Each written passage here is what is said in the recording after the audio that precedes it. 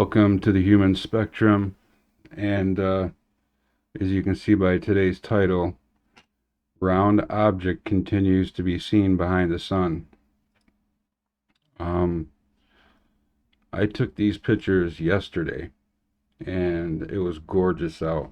I'm in upstate New York, and it's kind of rare to have back-to-back sunny days, so I took advantage of it and took the camera outside while working on my vehicle and doing some stuff to it. I decided to take some pictures and photos, and as usual, I could see geoengineering going on, but this time they were doing it a little bit later and kind of earlier, but in a spot where the sun was going to be maybe 4 hours later. So I thought that was interesting, so I took my camera and actually took some photos, and I got that object again. Now remember, if you're behind a glass, a windshield, or your house window, it's not going to work very well for you. So if you're going to take any pictures of the sun, number one, don't take them for too long because it'll overheat your whole system. And give it a break, and then go back and take more pictures or videos if you want. But what I did was I took both. I took pictures and I took some videos, and I'm going to show them to you. And like I talked about in previous videos, not enough people are looking up. And put a pair of sunglasses on, take your phone, put it in camera mode. Don't be afraid, it's not going to ruin your camera if you point it at the sun. Your camera has this thing in there where it protects itself. If it's a relatively 4-year-old camera or newer, you're going to have that protection. So, especially on Android phones and iPhones. So, we're going to go ahead and take a look at a few of these, and these were taken by myself. And this is just proof that there's something up there. Like, on the other side of this, I'm going to tell you why you're not seeing it on public pages. Like if you go to NASA, or if you go to the Space Prediction Center and you're watching how active our sun has been recently, you'll notice some spots around the sun that are mostly more darkened than the other. And you'll see more that's more active. And I'll explain why in a little bit. But let's go ahead and let's review what I took yesterday and see what happens, see what you think. So let me go ahead and bring up our display capture.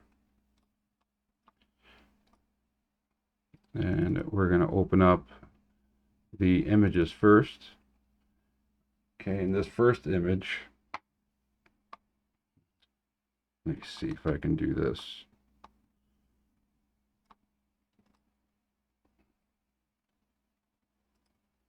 That might work. There we are. All right. So in this first image,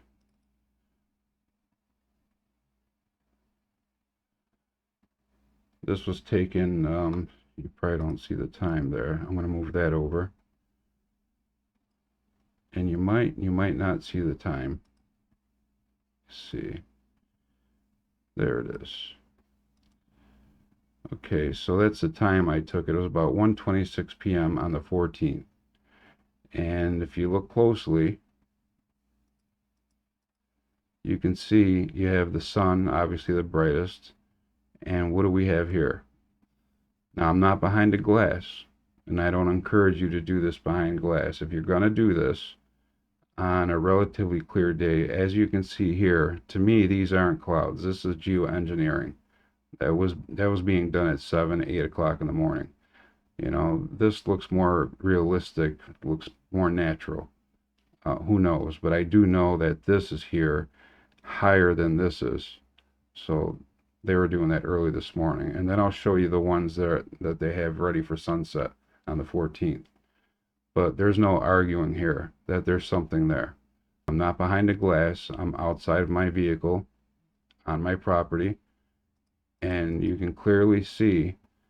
Now, if you flip this around, you would think it would go to the 11 o'clock position. But for some reason, I'm seeing this object and this color more reflective of this area up here around the 1 o'clock position. But I'm not sure how that works. I need to do a little more research on that. That could very well be at the 11 o'clock position if we were to flip this over. But this is what it looked like. This is image number 1. And I am seeing activity of blue up here, like there's something there. But there's no denying it. There is something there. If there wasn't, you would only have one flare. But if you have that, that's proof that there's something there. Now I understand what geoengineering was meant to be. We went over that in my previous videos, and we looked at it on Wiki, and it said it's to reflect some of the sunlight back out into space for climate change and all these other reasons. But the question I asked on that video was, is that really what it's for? Is it a dual purpose? Because why am I picking this up? And I picked this up last year and sent it to Mr. MBB333, and another guy caught it 20 minutes later. So I don't know. If you have images like this, or you're going to take images like this, please send me a copy of those. It'll be in the description, my email, and you can send them right to me, and we can go over it right here on the human spectrum. We'll go to picture number 2, and this is just another, this is up further. And again, all I'm trying to prove here is what time it was, the date, and obviously there's another object in there. Not in my camera, but it's up here somewhere. And it seems to be in this area. So if we were to look at this as a clock, it would be almost between like the 1:30. So I would say like the 1 o'clock position. And then let's see, we'll go to image number 3. And this is a close-up that I took just to show you that it's still there. It didn't go away. So this picture I'm going to come back to later, and I'm going to show you why I'm going to show you this picture. But I'll tell you in a minute, because we're going to go to video now. And in these videos, I'm going to show you exactly what I caught. Now, video number 1.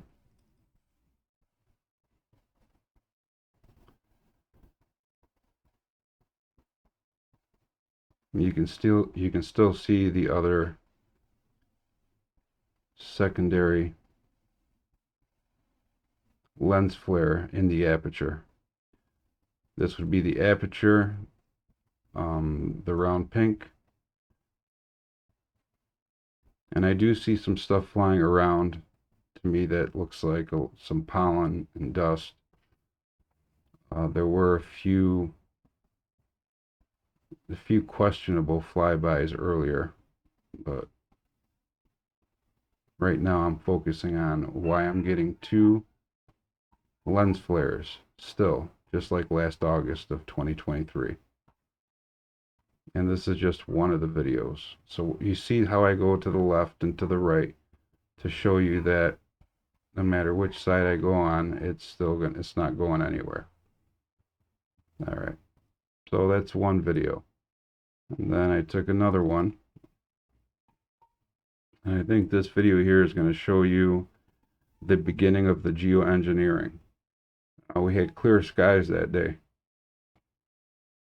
I should say yesterday. And you can see how these are higher than these clouds here, like I told you earlier. And if you see over here, that's the west where the sun sets. And you don't see it now, but they start to cross. But you can see how these are just already in place because the sun's going to go that way for sunset. And you can see where it starts. And what's weird is I didn't see any planes letting out any geoengineering or any chemicals into the air. And I was out there for some time. I didn't see any planes.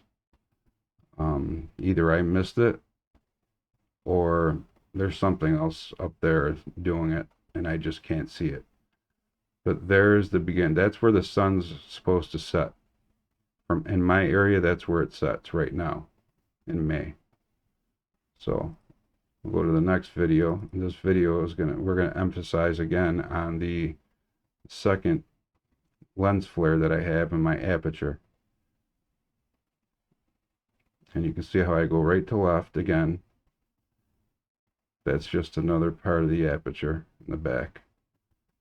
Now I'm clearly seeing something on the 11 o'clock position. So that's why I said maybe if we flip this, maybe this is where it actually is. Earlier was hard to see and it looked like it was over there. I can't really tell. On the ones I submitted to MBB33 last year, it was clearly on this side and it was actually sticking out pretty good. And it was that color, it was an aqua color. So going on to the next video. Let's see. It's almost like the last one, but what I'm doing here is looking for anything that my eyes can't see. Hence the name of the channel, the human spectrum, because our cameras have, you can see how it's starting to crisscross now, see? And I'm not seeing what's doing it. That's the weird part. Last year I could see the planes going by, and I mean big planes. And there you could see where, and these are much higher than these cumulus clouds here. So what I'm doing is I'm just kind of looking around to see, and I saw something weird there. Go back and see if we can analyze that again. It's almost like I caught the edge of something, or maybe it's just my lens.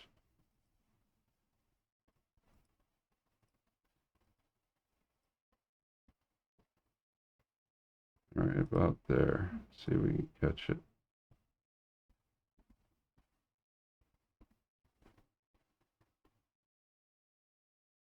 I see something a little off here. The color's off there, and then there was that little, like, it's almost like we saw the edge of something if you look close.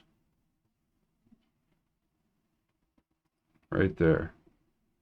And I wasn't moving as fast as what you saw. If you're seeing this, it should be right around here, and I'm not moving as fast as what that was. So I want to go back and see what you guys think. Let me know in the comments. Did I catch something that my eyes couldn't see and the camera could? Way too fast for the lens that I was. You see how slow I was moving. One more time. Right here. See that? That was just something weird. So when you point your camera at nighttime or during the day, remember it's going to catch at least 30% more of what you can't see in our regular human eye spectrum. That in itself is interesting, but it's a fact. And we were talking about the types of equipment you can purchase at the store, telescopes, all these lenses you can put on there, like my good friend Bruce, just up above me, who does extraordinary work, especially with the moon and the extremely high volume of craft that I cannot describe that are flying what looks to me from the southeast of his area or his point of view. If I'm wrong, Bruce, let me know. But it looks like you're pointing like south or southeast toward where I am. And it seems like you've been catching one craft after another, seem to be lifting off somewhere, either in the Canadian side or on the northern New York side. But it seems to look like it's more closer to you, Bruce. So I don't know. If you see this, Bruce, let me know. And yeah, you just point it to the sky on a clear day or partly cloudy day, you'd be surprised what you catch. You analyze everything because your eyes aren't going to catch everything. And this is where you start to see the cross lines. And I was out there and I don't see what's causing that. So that's what's interesting. Another thing I noticed is they're much wider. That's far away from me. That's not close. We're talking maybe 10 or more miles away and above these clouds. So whatever is doing this is much bigger than what we're used to seeing with a regular 747 size airplane doing it. And again, I'm just pointing it into the blue sky to see if we find something out of the ordinary. And I actually go back to the sun here to show you again that we have that secondary lens flare that is being captured in my aperture. And hard to tell exactly where it is here, but remember, they've been spraying. This should be much crisper and clearer, and it's not. It's not clear. You might find 1 to 5 days out of this entire summer of an actual clear. That should not look like that with all these little like clouds behind them. They're not clouds, but this is a result of morning spraying, so that there's a slight haze in front of it. But I can't tell if it's coming from that right there or if it's coming from this position where I see a little color. Either way, it's showing on the aperture. There's two things there. You know which one's obviously the sun, the brighter one. So that's what I wanted to share with you today, is my own videos that I took with my own regular Android phone. It's a decent one, and it's got great cameras on there. And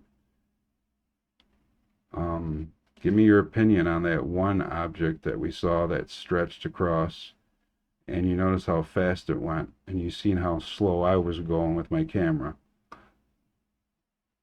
So what I did was I went back and I analyzed to see if there was anything else. There was one object that I saw that looked like it was flying at about 25,000 feet, but it really wasn't clear enough for me to actually pull forward and bring to you guys, so it would have been really for nothing.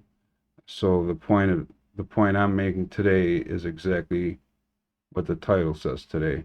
There's still an object either near, but to me it looks like it's behind the sun. And for some reason, I'm going to go back to those photos again. I didn't forget about that. Remember how they were spraying in the area I told you that would be sunset? That was 1:39 I took those pictures and videos.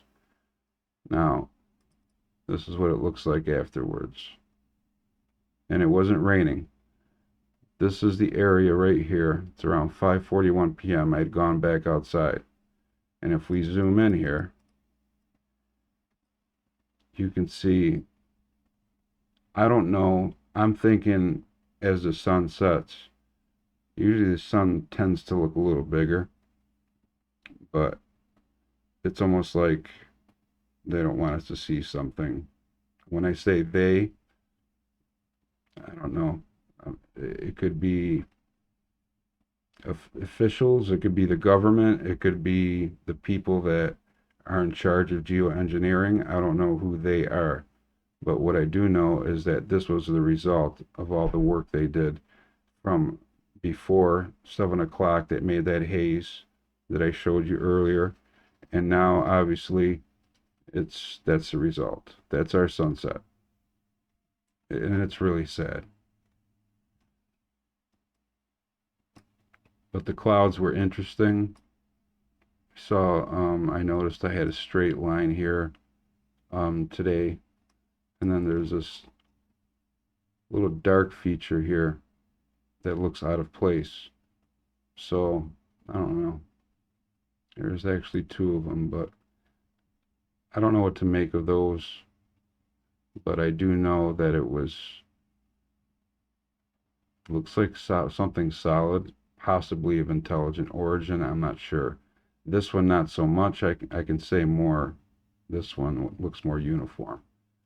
But all you got to do is just take your camera and take 5 minutes of your time and snap some pictures at the sun, around the sun. If you do happen to catch that lens flare, that secondary lens flare, you caught it. Send me a copy. I would love to see what you catch. And yeah, it's just That's what it is. Um, so if you have any pictures, if you take any pictures or videos of the sun and you happen to see that lens flare in your aperture, you should have one, and it should be the sun. But when I'm doing it, and other people are reporting it too, not just me, there are many people, especially in 2023. But now I'm starting to see it again, like I just presented to you. So if you get pictures or images, please send them to my email address that will be in the description, and we can go over them together. And yeah, I would greatly appreciate that. But that's the result of me going outside and just using my regular camera on my phone. You'd be surprised what you can catch on your phone, whether you go out and record at night, snap pictures, you might catch things. Give it 10 minutes and stay out there 10, 15 minutes and actually snap a few pictures. You might be surprised. So, especially videos, and if you have good night vision pictures, um, our cameras are just amazing, and people don't do it enough. And I encourage anyone with a good, halfway decent cell phone, smartphone, to go out there and take pictures. Even if you don't notice anything, just take them and then bring them back inside and go over it back over on your phone. Best thing to do is go on your computer, and where you can zoom in and look at something you may have spotted with your camera, but not with your naked eye. And that's why we call this the human spectrum. So send me whatever you got. DJ Capone 46 at gmail.com. And there's a secondary one you can send videos and images to. Um, if you have any copies of UAPs, uh, similar items like we've shown today, please send them to me. I like to go over them, and analyze them with you. As soon as I get those, we'll do a live show, and everyone, make sure you have that bell hit. So when I do go live, that probably means that I got some information sent to me in my email, and it might be yours, and we can go over it together on a live show. So appreciate you hanging out, and we'll see you on the next video. Take care of yourselves.